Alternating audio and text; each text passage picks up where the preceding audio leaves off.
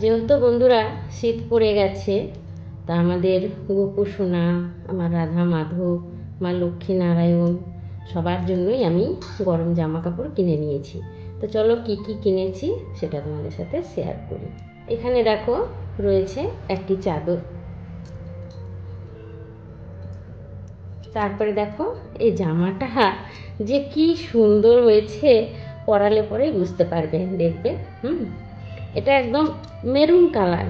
মোবাইলে এটা লাল দেখে মনে হচ্ছে, কিন্তু লাল নেই, একদম মেরুন কালার রয়েছে। এটা একটি জামা। আর এখানে রয়েছে আমার গোপু সোনার জন্য একটি জামা। আরও একটি আমার ভালো লেগেছে, খুব সুন্দর লেগেছে, তাই আমি আরও একটি নিয়ে নিয়েছি। আর এইখানে আমি এই জামাটা ম্যাচিং করে একটা টুপি নিয়েছি। তো চলো আমি তোমাদেরকে দেখাই যে শীতের শুরুতেই কিভাবে আমি আমাদের গোপু সোনা এবং রাধা মাধবের ঠান্ডার জামা কাপড় পরাই বা কীভাবে আমি সেবা করি। চলো যাই। তো প্রথমেই জামাগুলোতে আমি একটু সামান্য গঙ্গা জল দিয়ে নেব, কারণ অনেক দূর দূর থেকে আনা হয়, অনেকের পা হাত সব রকমই থেকে যায়।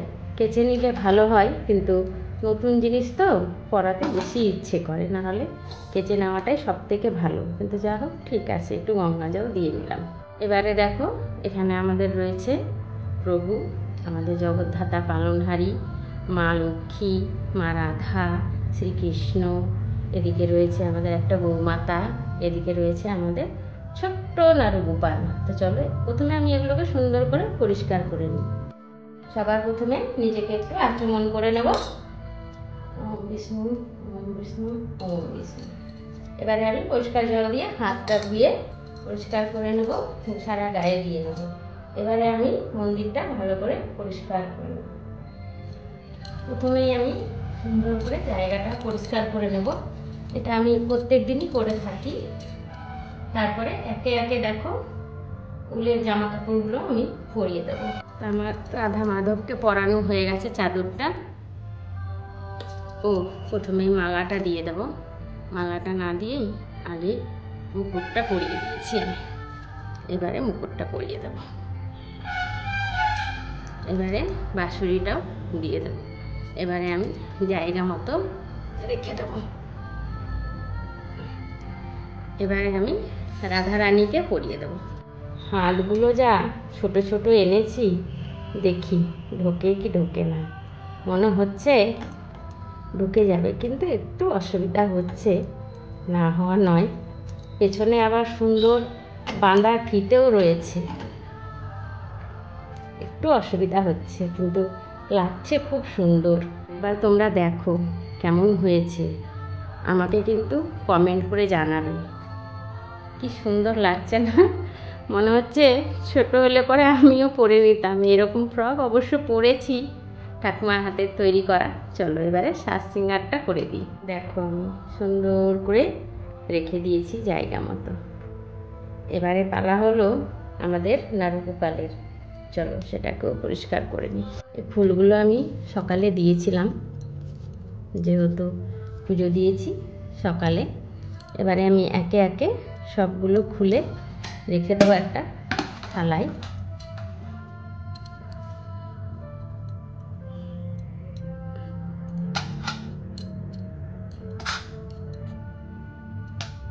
ঠান্ডা করছে বাবাই, একটা জামা তো অবশ্যই পরাতে হবে। এবারে দেখো এই জামাটা আমি পরিয়েছি। তা এখন বন্ধু কি করি, বন্ধুরা আমি যেদিনই স্নান করাই একটু উষ্ণ গরম জল করে নিই। জামাটা ভাবছিলাম পাল্টে দেবো কি না, কারণ সোয়েটারটা আবার এর উপর পরানো যাবে কিনা দেখি। একদম ছোট একটা জামা আমি নিয়ে এসেছি। আর যেহেতু সকালে আমি প্রথমেই চন্দন টন্দন দিয়ে ভালো করে পরিষ্কার করে দিয়েছিলাম, এখন জামাটা পাল্টানোর উদ্দেশ্য হলো যেহেতু উলের জামাটা একটু টাইট টাইটই মনে হচ্ছে। এবারে যে জামাটা আগে পরানো ছিল সেটা একটু মনে হচ্ছিলো বড় বড়, তো হবে না। এই জামাটা দেখো বেশ সুন্দর, একটু ছোট রয়েছে। তো এবারে কোনটা পরাবো আমি তো বুঝতে পারছি না, গোলাপিটা না গ্রিনটা। তো চলো আজকে না হয় গ্রিনটাই পরিয়ে দেখি।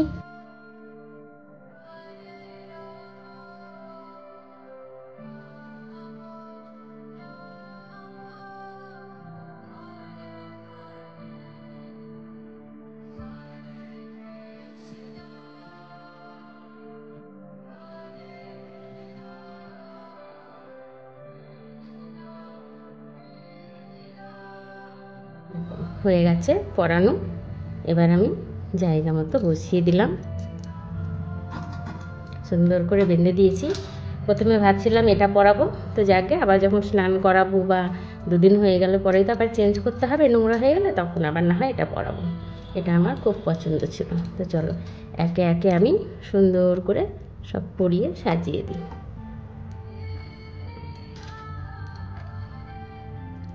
রাধে কৃষ্ণ, রাধে কৃষ্ণ, রাধে কৃষ্ণ, রাধে কৃষ্ণ,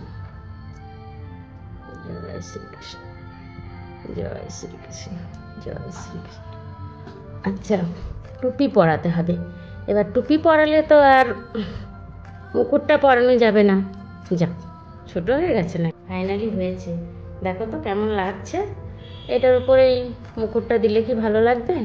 হ্যাঁ, ভালোই লাগছে, খারাপ তেমন লাগছে না, কিন্তু বোঝা হয়ে যাবে শোবার সময় একটা নামিয়ে দিতে হবে।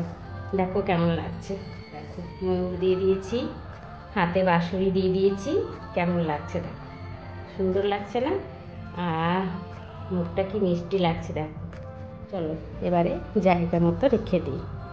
জয় শ্রী শ্রী নারায়ণ, জয় শ্রী শ্রী নারায়ণ, জয় শ্রী শ্রী নারায়ণ, জয় শ্রী শ্রী নারায়ণ, জয় শ্রী শ্রী নারায়ণ। দেখো জায়গা মতো রাখা হয়ে গেছে। এবারে একে আমি ধূপ দ্বীপ সব দিয়ে দেবো সুন্দর করে।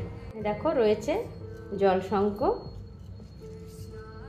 আর এখানে রয়েছে একটা কচ্ছপ। অনেকেরই প্রশ্ন হয় যে দিদি জলটা কবে পাল্টাবো? তো জলটা প্রত্যেক দিনই নিয়মিত পাল্টে দিতে হবে। আর গঙ্গা জল যদি না থাকে এমনি প্লেন জল দিলেও হবে, কিন্তু প্রত্যেক দিনই পাল্টাতে হবে। আর এইভাবে জলের ভেতরে প্রত্যেক দিন রাখতে হবে। আর যেখানে তোমাদের লক্ষ্মীনারায়ণ যদি না থাকে, রাধা মাধব থাকে, আর এই যে আমাদের নারুগোপাল রয়েছেন থাকে, তাহলে এই পাশে এইভাবে করে রাখলেও হবে, কোনো অসুবিধা নেই। একটা রজনীগন্ধার মালা রয়েছে, দিয়ে দেবো সুন্দর করে।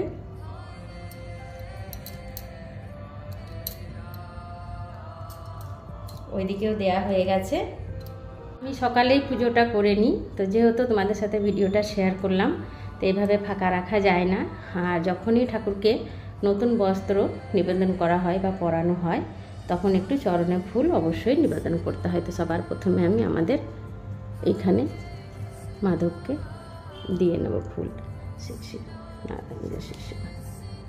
এবারে আমি আমাদের একটু নারুগোপালকে দেব, এখান থেকে নিয়ে নিই।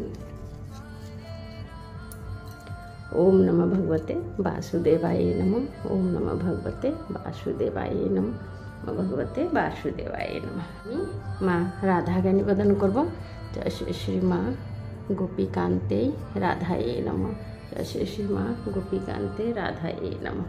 আমি আমাদের এখানে রাধা মাধব এবং শ্রী জগন্নাথ ঠাকুরকে ফুল নিবেদন করলাম। জয় শ্রী শ্রী জগন্নাথ ঠাকুর, জয় শ্রী শ্রীকৃষ্ণ, জয় শ্রী শ্রীকৃষ্ণ। এখানে দেখো দুটো দুটো তুলসী পাতা রয়েছে, আমি চন্দন লাগিয়ে নেব, কারণ তুলসী পাতা ছাড়া কখনোই নারায়ণ, শ্রীকৃষ্ণ এবং নারুগোপালকে রাখা যায় না। যখনই এবেলা ওবেলা হোক, যদি আগেরগুলো ফেলে দেওয়া হয় তাহলে নতুন করে অবশ্যই দিতে হয়। এবারে আমি চরণে দিয়ে নেব।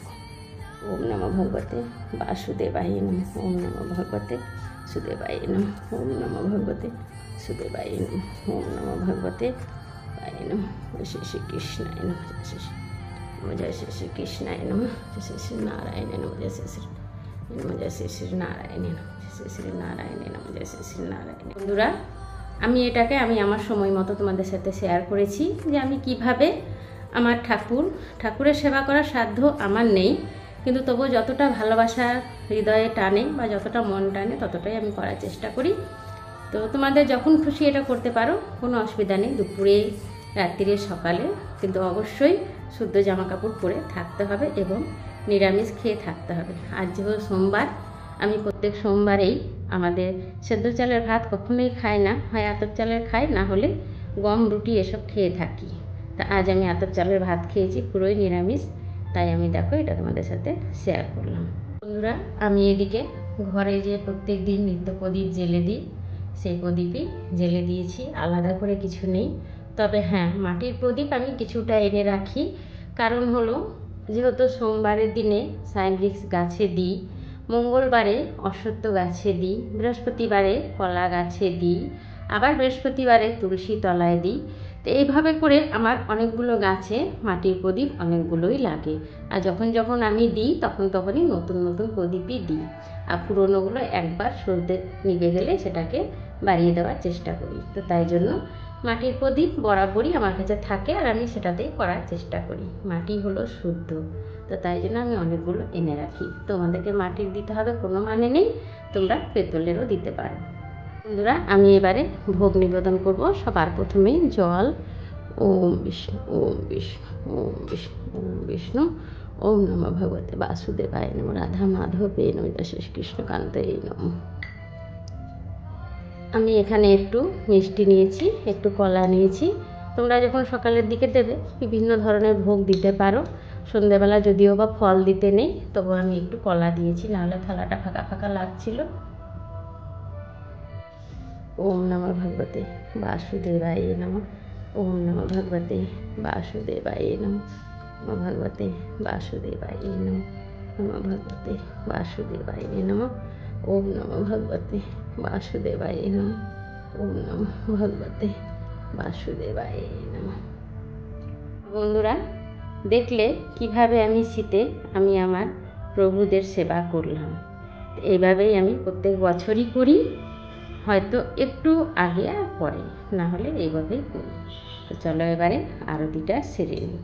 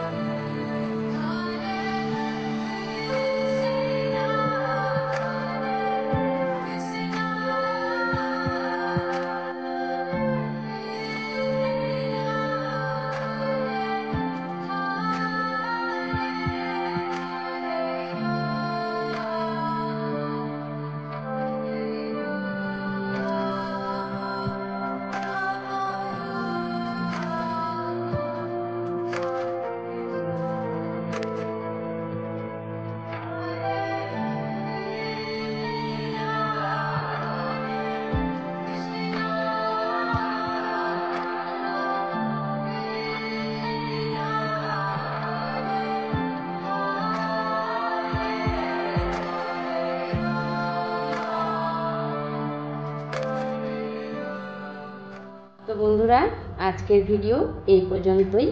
দূর থেকে বা কাছ থেকে যে যেখান থেকে আমার ভিডিওটি দেখলে সবাইকেই মন থেকে অসংখ্য ধন্যবাদ। এভাবেই পাশে থেকো, সাথে থেকো, বন্ধু হয়ে থেকো। আর যদি ভিডিওটি ভালো লেগে থাকে তা আমার চ্যানেলটিকে সাবস্ক্রাইব করুন। সাবস্ক্রাইব করার জন্য অনুরোধ করছি, এবং খুব ভালো লেগে থাকলে বন্ধুদের সাথে শেয়ার করুন এবং লাইক করুন। তা আজ এখানেই শেষ করছি বন্ধুরা। তোমরা সবাই ভালো থেকো, সুস্থ থেকো, আর এই শীতে একটু বিশেষ করে নিজেদের যত্ন নিও। তো আবার দেখা হচ্ছে পরের কোনো এপিসোডে। টাটা।